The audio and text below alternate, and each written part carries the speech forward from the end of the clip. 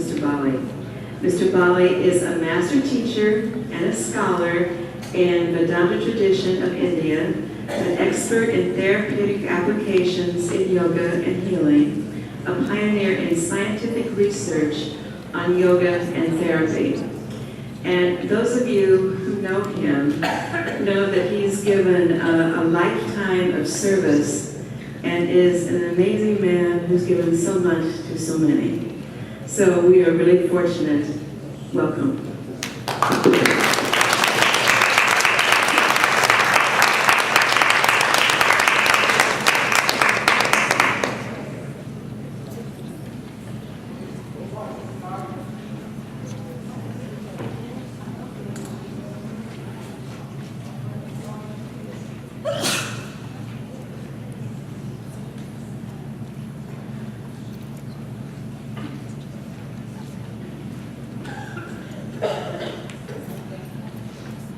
I think we have some brilliant presentations. You had a shaman's perspective, you had a medical perspective, and you had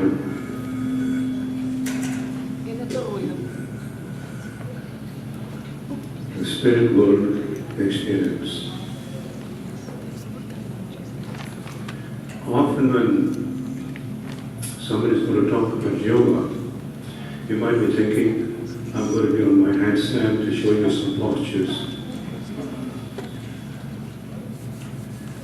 That's the North American point of view. I'm going to talk about, just to give you a little glimpse of metaphysics of yoga.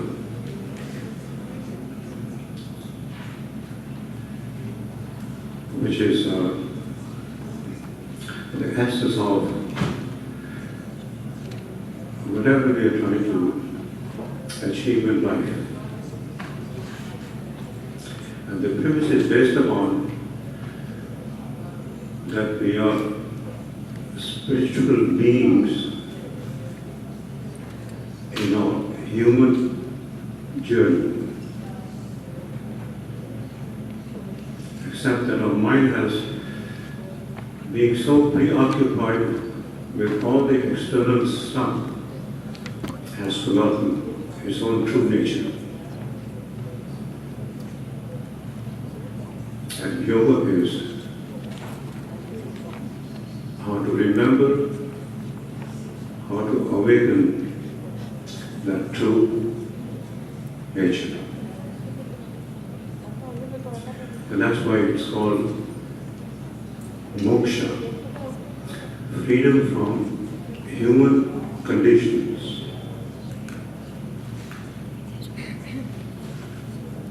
And yoga has provided a very practical methodology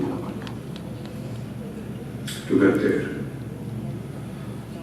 So it's a very broad-based subject, and perhaps within this hour or so, I may be able to just give a little glimpse of it.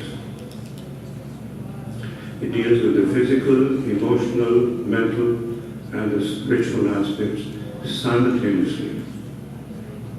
That's why it's a holistic approach. The suit of yoga is to redefine our perfection, or to find our perfection,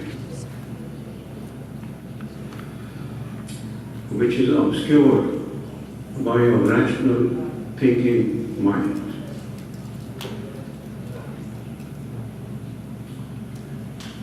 So,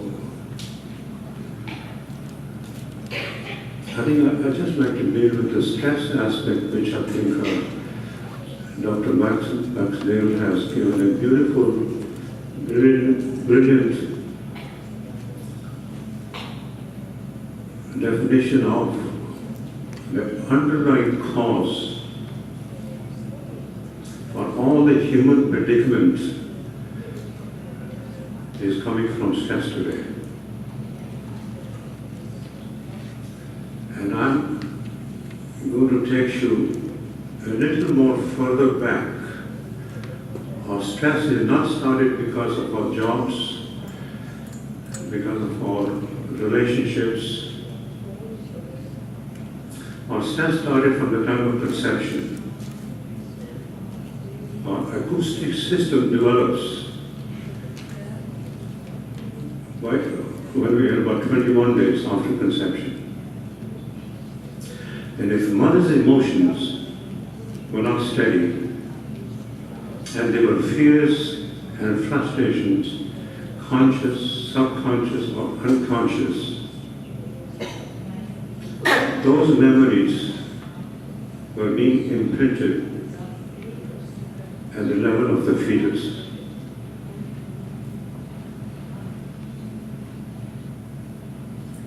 And if our birthing, and if the doctors and the nurses were not caring, that pain was being imprinted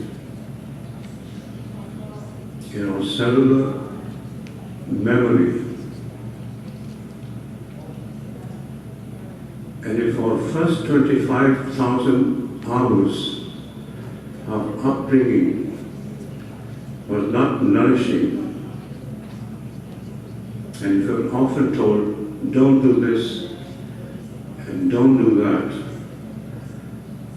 those memories were imprinted, and the interpretation of those memories was, I'm no good, I don't know how to do things, and develop a poor self-image of inadequacy.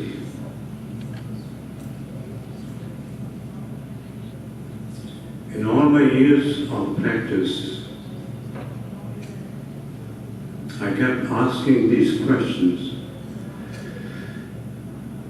And we all understand that we have the finest technology available on this planet.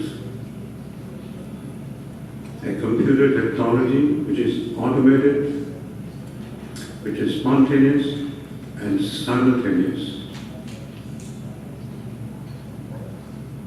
It has an unfaltering precision to generate all its essential needs from its own pharmacy. And whatever our body produces is 100 times stronger than all the prescription drugs, without any side effect, the right amount for the right target organ. And all these years I was trying to figure out how this technology can be refined, which stress has impaired.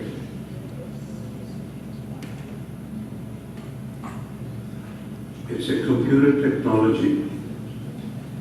We can take massages, we can take sauna, we can take other kind of energy help. They are all good, they are all necessary, but they're still like a band-aid. What our body needs is to help reprogram the cellular memory. It's a computer technology. It's automated, it's spontaneous, with an unfaltering precision. And if we have the technology, I was trying to understand, why do we get sick? And now that we have no other choice. It's a human predicament today. Look at the numbers, look at the hospitals. They are crowded. It takes you about 12 to 15 hours away to be attended. Look at the size of our pharmacies, they're becoming like Walmarts. There are about 200 million prescriptions being written on antidepressants. in North America. And yet, we can produce our own antidepressants from our own pharmacy, the finest quality without any side effects. That's what yoga is. How to use the technology which is 5,000 years old, and the saints and sages of India, while Plato and Aristotle and other thinkers in the West were trying to find out some philosophical meaning for and purpose of life, while they were also concerned about it, their concern was to find out a practical methodology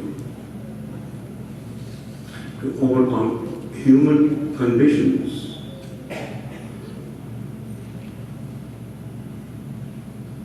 And that's how the system got developed.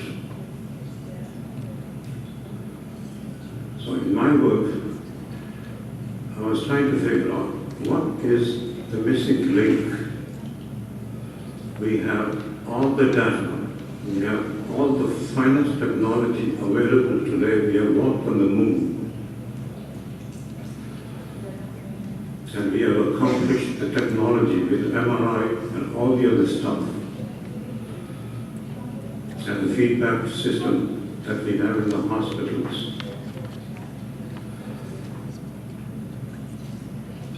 We have a far more precise feedback system in our own body than we will ever find elsewhere.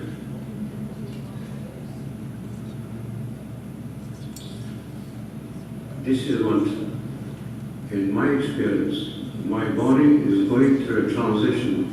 There should be aches and pains. There should be risk factor of osteoporosis and hypertension and diabetic condition. Risk factor, all of us have it. I selectively work with that feedback system and keep compensating for any functional decline. When I wake up in the morning, I know how it feels. And as long as we can keep compensating for that functional decline through that precise feedback system, body will only move forward. It will only keep regenerating and rejuvenating itself non-stop every moment. But our system is embedded into the predominance of the stress response, the fight or the flight response. Unless that response is desensitized,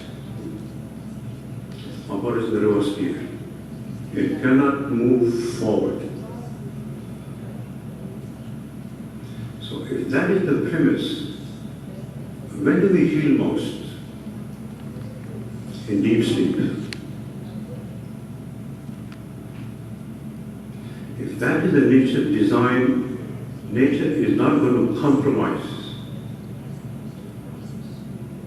Unless we bring the system to the relaxation response and create a predominance of the parasympathetic response. When your body comes to the parasympathetic predominance, there's nothing and nothing that you and I have to do. This technology knows precisely how to rebuild, how to renew, how to repair, how to restructure, and how to resculpture itself. And it does it silently and effortlessly. Our heart beats 2.5 billion times a lifetime. in about 70 years.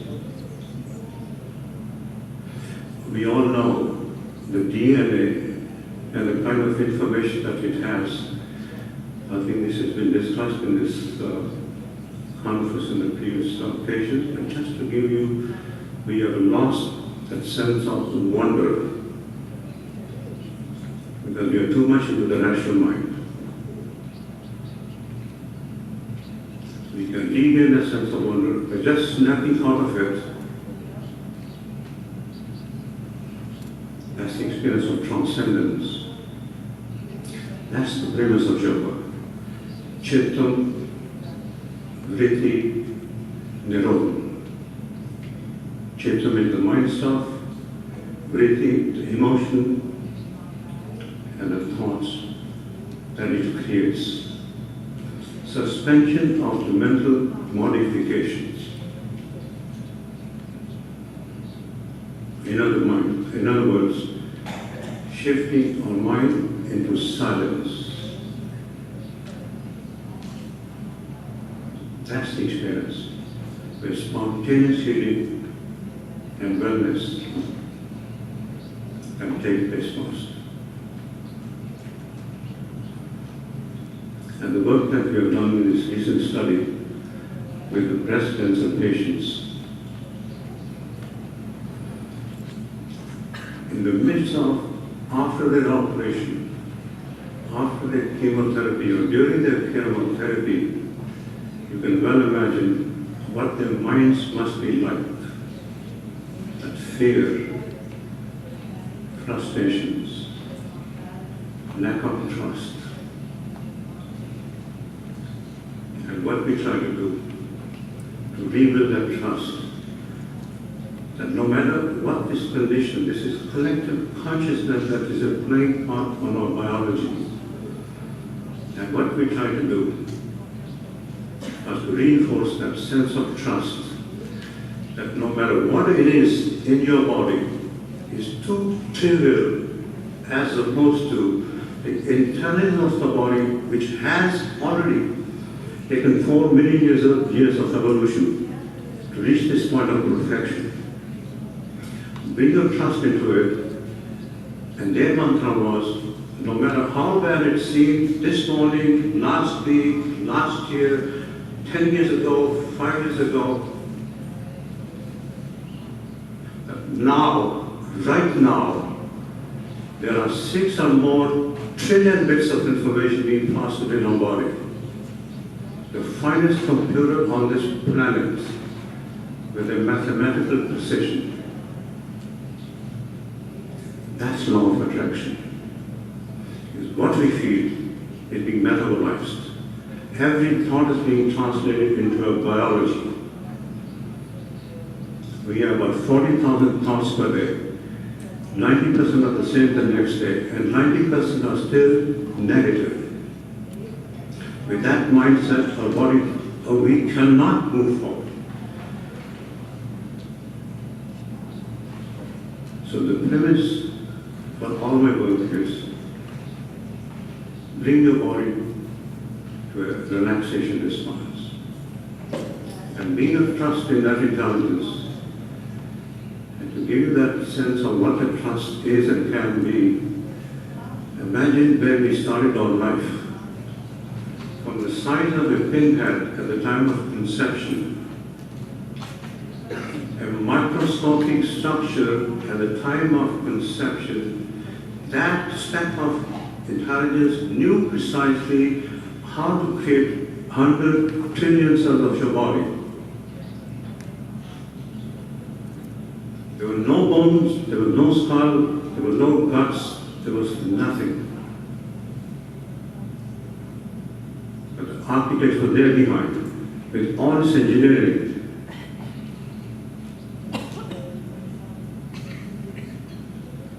This body got created with such perfection. This intelligence of the body doesn't stop. When it reaches a point of perfection, it is looking for the next level. And so from the Stone Age, we have reached this level. with a neocortex. So what I'm saying is, we need a rational mind, but it's not enough. We have to shift into higher levels of awareness, where the healing can be spontaneous and simultaneous. Most of you may have, I'm sure you have heard about, if you haven't, you will find this incredible testimony from a neuroscientist, Jill Bolt Taylor. She had a left brain stroke. All the language, all your conditioned mind is in the left brain. Her right brain was still active. And the experience she described in her book, Stroke of My Insight, that's yoga. How to go beyond the rational mind. And doesn't mean to go beyond the rational mind just for a glimpse. She described this experience that she was the universe. Where did it come from? A scientist. And she now has her own DVD, or you can find it on YouTube, where she gives a visual image of what happened. It took 8 years of recovery for her to describe all the neural circuits, that the rational mind reality is a fiction, it's a melodrama. 37 years of frustration disappeared. It took how long? A moment. That's what yoga is. To go beyond the mind, gentle, witty, viroda. All it takes is to suspend that mental chatter, shift into silence. And in silence, all the answers that we're looking for, they're already there. But what is that silence? That is what the science is trying to give us an understanding through documentaries like What the Bleep We Know, the field of all possibilities, the morphogenetic field. The form genetically where it comes from, or it's being called the 0-point field. How to get in touch with, how to become one with that field. Through this transcendence of experience and the yoga methodology of 8 steps, called the Hatha Yoga, provides a structured approach, not a hit and miss method. By doing your postures, by doing your breathing, it allows another level of evolution, a stage called pratyahara, withdrawal of the mind from the sensory experience. Withdrawal of the mind from the sensory experience. All our experiences are sensory, from touch, taste, smell, hearing, and seeing. That's the conditioned mind. It's all relative reality. It's necessary. We need to work with it. But we need to balance that with some higher level of experience, so that in times of accidents, in times of challenges of life, that you have a source to draw upon. That is union, yoking your mind with a higher level of awareness. And that is not experience which is a short-lived, a fleeting moment of that. That can be a lasting experience. At a stage called Jivan Mukta. And literally, if I am to translate it, it means that you will die, before we die, to be able to live fully. Crucifixion of the ego will allow the resurrection of the higher self.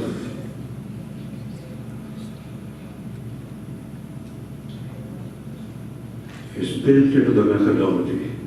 All it takes is consistent practice. The simple position that you see, getting it into the inverted position, now in the shoulder stand, they were not designed, they were being used as gymnastics. They were designed to bring your attention, bring your energy into the core. Under stress, we are burning of fuel too fast, too soon. Our brain is not being nourished. There's a brain drain. Our overloaded brain is reaching its brink of ruin. These are scientific studies. Our guts are considered as second brain. They produce, independent of the higher brain, the same neuropeptide that the brain does. We have two brains. Even the one we have is messed up. How to tap into, how to reunite the sacred cranial activity, or bring an energy into the core, which is our cerebrospinal centers, which are at the roots of the plant. And unless the roots are nourished, no matter what we do, no matter what we do, is never going to be enough. And that's what these postures do. To open up those pathways which are congested for too long, in a inverted response to the fight and the flight response. Our body is being constricted, our blood vessels are our body being atrophied, and our blood vessels are being constricted. With that body, we put the best of food in our system, is not being absorbed and being assimilated into intracellular structures. That's where the energy has to be metabolized. That's where you can burn your calories. That's where your body can turn poison into nectar. We have no other choice. The ecology, the environment, and the pollution, the air, and the water, and the food that we're drinking, there are constant daily function going on in all of us at all times. The only way to protect ourselves is keep your body with the predominance of the relaxation response. There's a feedback system. Get in touch with that feedback system. We can consciously, wellness is a conscious process. And to share this story, I have with me Dominique Longo. She is just doing her final PhD, and this research that I'm referring to that has been published, we have some sheets, handouts on the outside, which was published recently in the Psycho-Oncology magazine, Medical Journal. And she is a breast cancer survivor herself. And she has used the method that I have developed, which is now being identified and approved by the Ethical Committee of the Cornell University. And there are two other studies that are going to be followed. Another 3-year study, another 2-year study for depression and other variables, physiological variables. Dominique's study is more psychological measurements to see how we can improve the quality of life and depression. And use the same breathing exercises in the same simple positions, how the transformation took place. So I will request Dominique, please to share your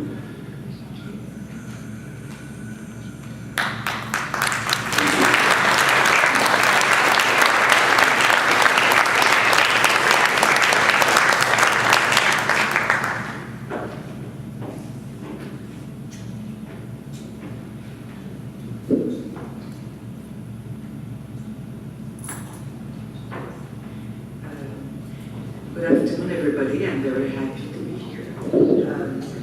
It's an honor for me to speak of the life and the influence of Dr. Bali in the academic field and on my personal life. So, 10 years ago, I was struck by breast cancer. I was the mother of twins, Emily, Olivier, and I was working very hard in the field of human resource. And when I started the treatment of chemotherapy, I had never done yoga before. So because I was feeling very sick, nausea, experienced a lot of side effects from the chemotherapy. I have had the pleasure to meet Dr. Bali, and he introduced me to his approach, yoga, meditation, and it has profoundly changed my life and gave me a sense of trust over the treatment. So I did the treatments with the support of the Bali method. After that, I was so excited about the discoveries that I decided with a group of women to propose to the Fondation du Cancer du Sein de Quebec, the Breast Cancer Foundation, some services for women diagnosed with breast cancer that would be free of charge. So what we did is we did present the projects, and the foundation accepted. We got some fundraising from Banque Nationale and other organizations, and we were able to have a community center in the west of Montreal. And Dr. Bali, Yana Lackman, another great yoga teacher, and a few other teachers, started to teach yoga to breast cancer patients free of charge. And a few years later, the program added other places in Montreal, like at the east of Montreal, inside the hospital Maisonneuve-Rosemont. The Fondation started to offer Dr. Bali's approach to yoga, and also in Quebec City. So now the program has been running for about 6 years.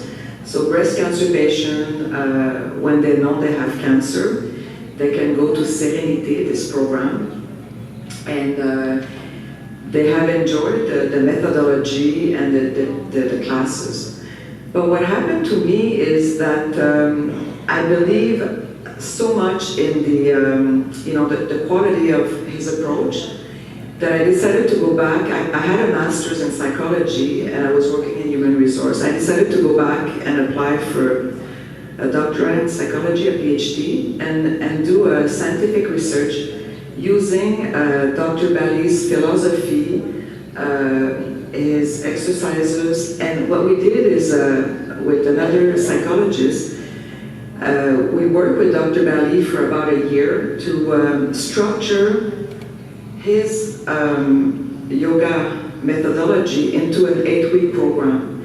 And so what we did is we structured for 1 hour and a half relaxation, yoga poses, also some themes, like a theme per week, and the themes were like the benefits of yoga, the immune system, the positive thinking, the philosophy of acceptation, more based on Buddhism and all that. So our 8-week program was very, very structured, and we trained 4 yoga teachers. And they follow a manual that was designed for the research. The methodology was very, very strict because we had to be accepted in hospitals. So we proposed this project to Maisonneuve-Rosemont, a very large hospital in the east of Montreal. They accepted the project, the methodology, and they said that we had the scientific requirements to run the research. And also our ethics was accepted. We added Le Chum, which is Hôpital Notre-Dame, Sacré-Cœur, later on, and also Hôpital La Cité de Laval. So over a period of 2 years, we recruited 100 breast cancer patients, and they were all undergoing chemotherapy. So what we did is we split randomly the women into 2 groups, a group that would receive the treatment of 8 weeks, and a waitlist control group that would receive just the normal support in the community.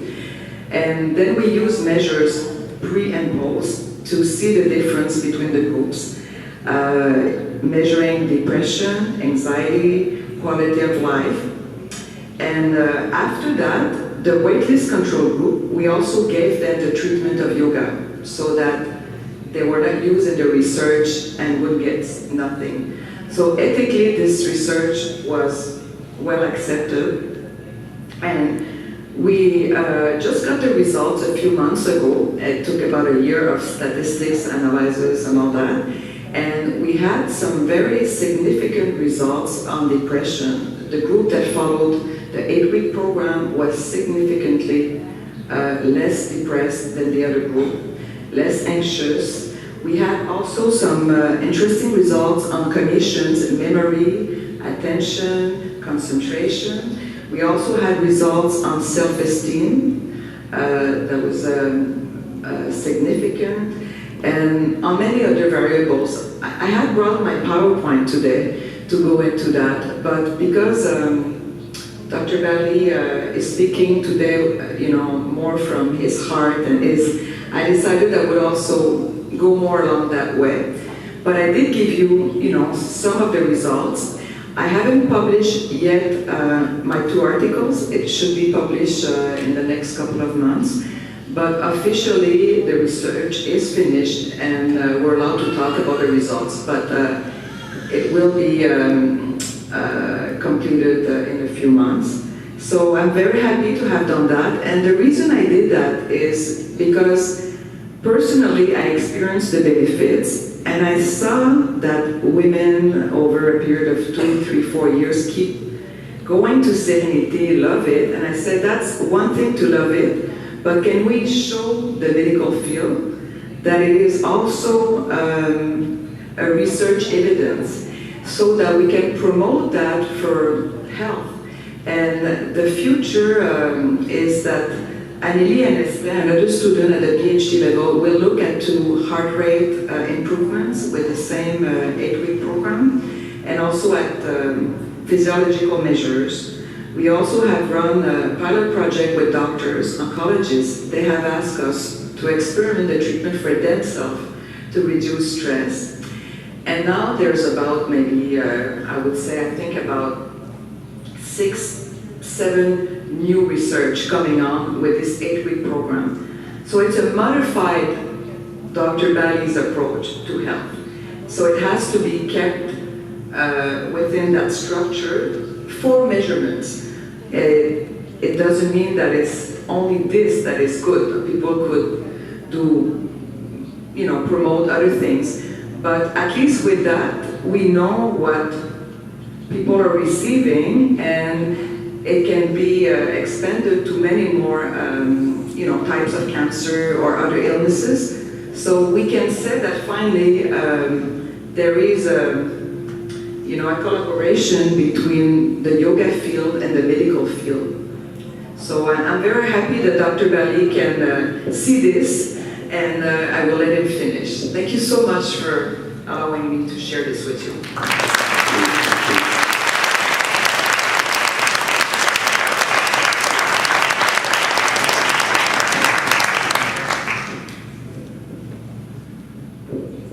I think just to give a little insight into what this methodology is all about.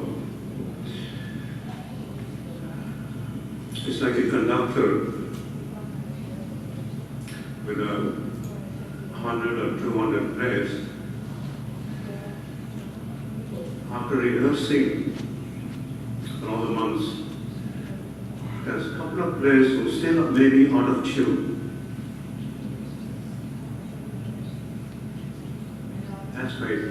That's what this disease is. We have 6 or more trillion bits of the 150 or 100 billion trillion cells of the body are trying to orchestrate the body to maintain a state of internal homeostasis, state of balance. So sometimes a couple of players go out of tune.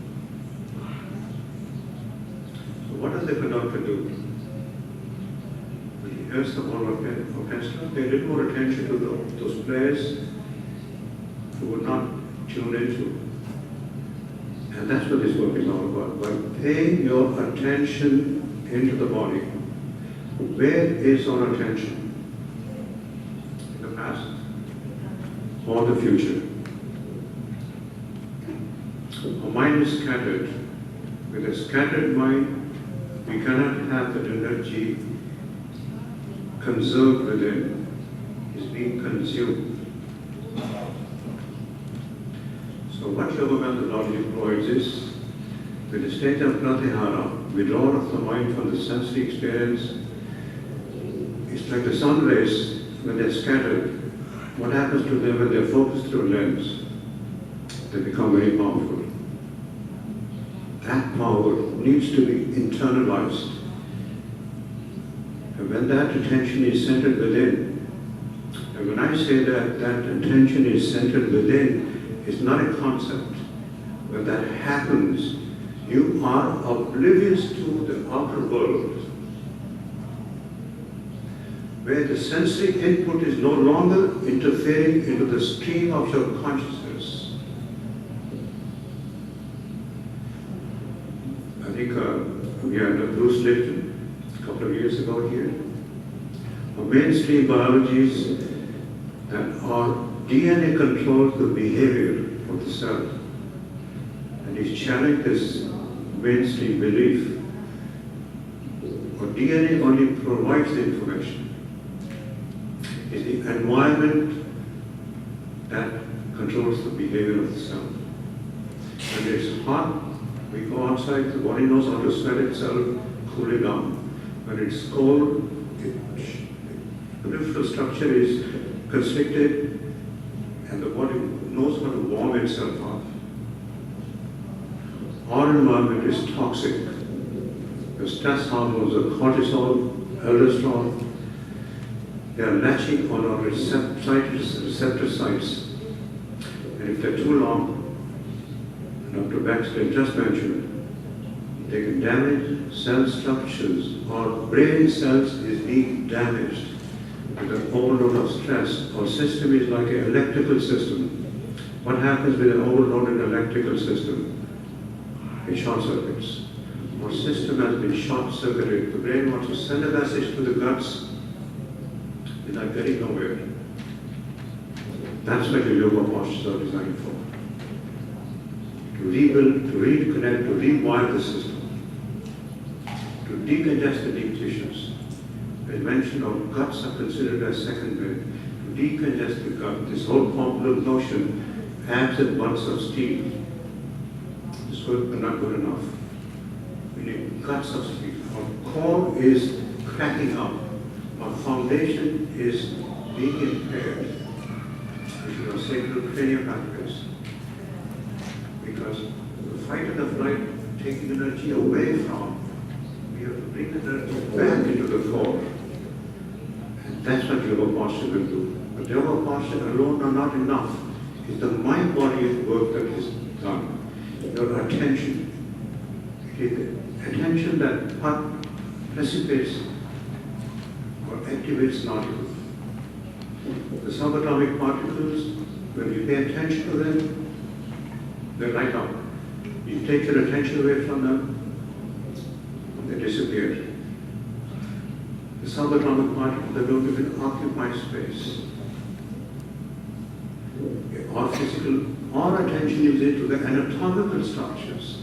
But our body is not just anatomical. It is a quantum mechanical body, which has everything is spontaneous, infinite scale of activity. Inconceivable levels of activity are being carried out simultaneously and spontaneously, and they were synthesized and being synergized. And the way they are being synthesized and synergized, it is inconceivable. That's why this work is intuitive work. It's not just practical. We can put in all the billions and trillions of dollars in research. We're not going to find the underlying cause. It's not in the body, it's in the mind. That's what yoga does. How to purge your mind, it's the mind environment, that's the way the biases are. Your fears, your anger, your anxiety are eating up our system. Whether it's conscious, subconscious, or unconscious. That's what means Chittam, Vritti, Vibhuti. Suspension of the mental modifications, which is obscuring the essence of who we are. Our mind has created an illusion of separation. It's like a patch of cloud that can hide the mighty sun. Behind the patch of cloud, the sun is luminous, ever shining. Behind the mind, beyond the mind, the timeless ageless, infinite, and primordial source is always present. That's why we need to go beyond the mind. And yoga methodology provides a structured approach to get there. And to cherish your own sacredness beyond the mind, everything that exists is sacred. The experience of silence. That's what you have lost. You have lost that ability of calming our mind. It's racing at a speed we can't even imagine. It's in the fast lane. We have to learn to slow down. And that's what yoga wants to do. So the methodology is designed to step by step to withdraw your mind. Then the stage called dharana, concentration on the mind. Our level of thought of concentration is when we are solving a problem. That's not the concentration of yoga.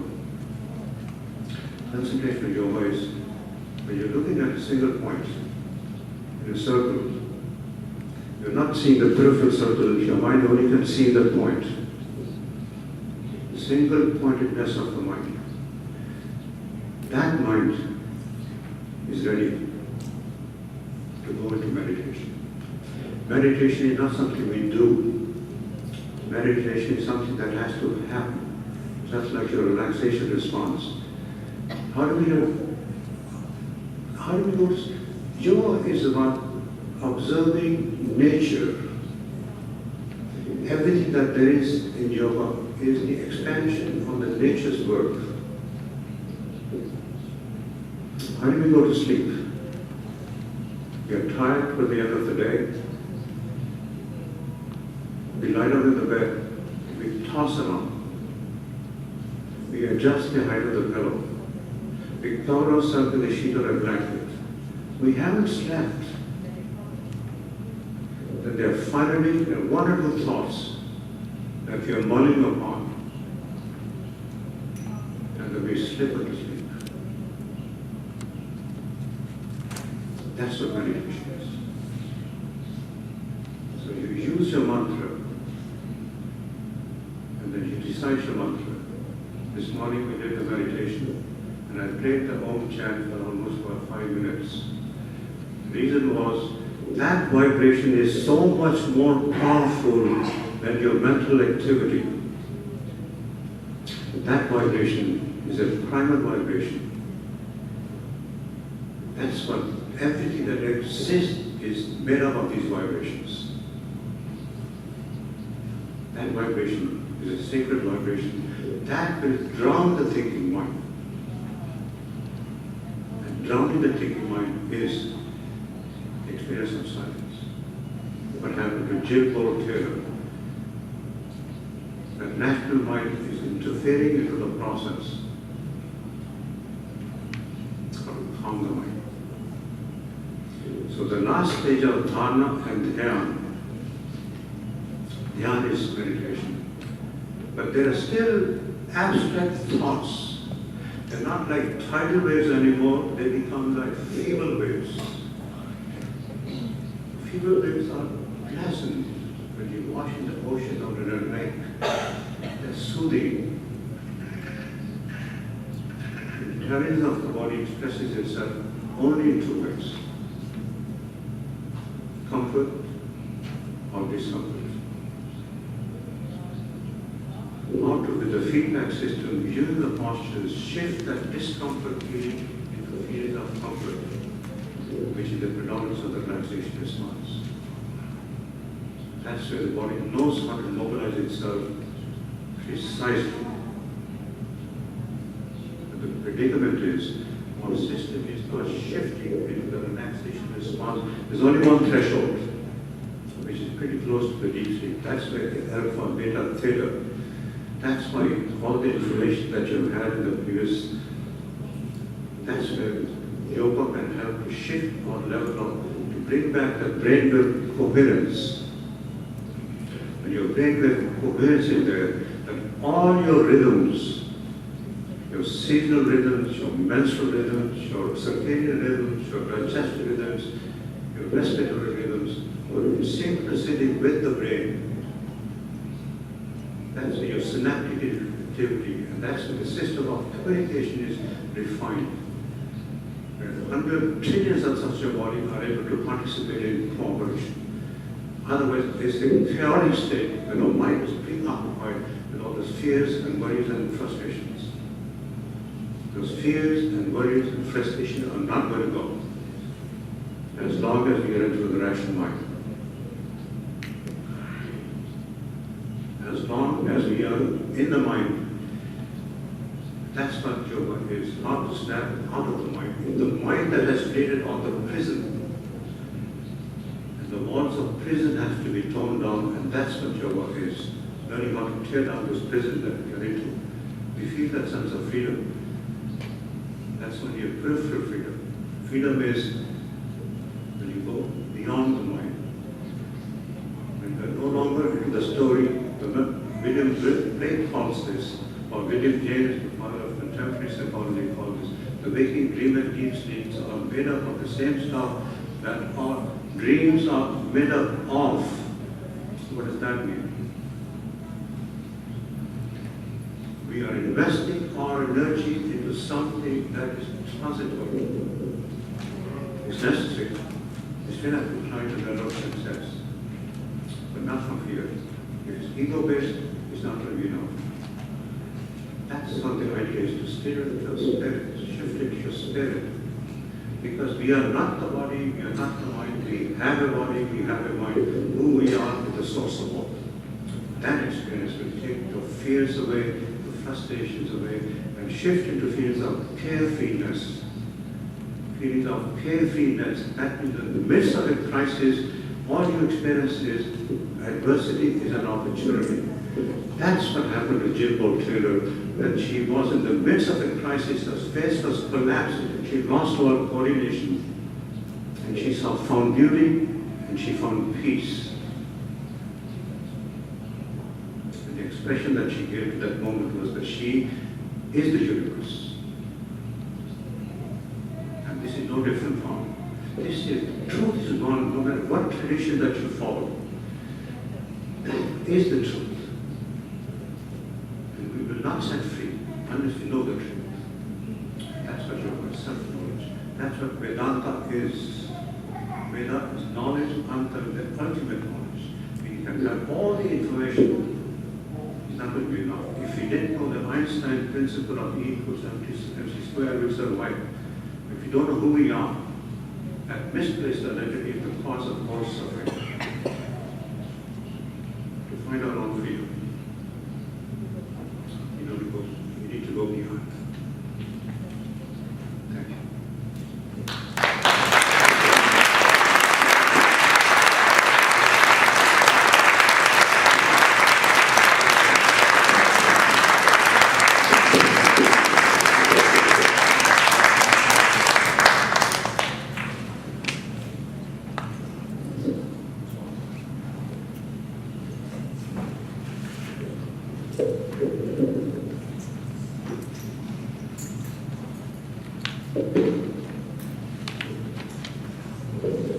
Thank you very much, Dr. Bali, and thank you very much, Dominique. Shall we give them a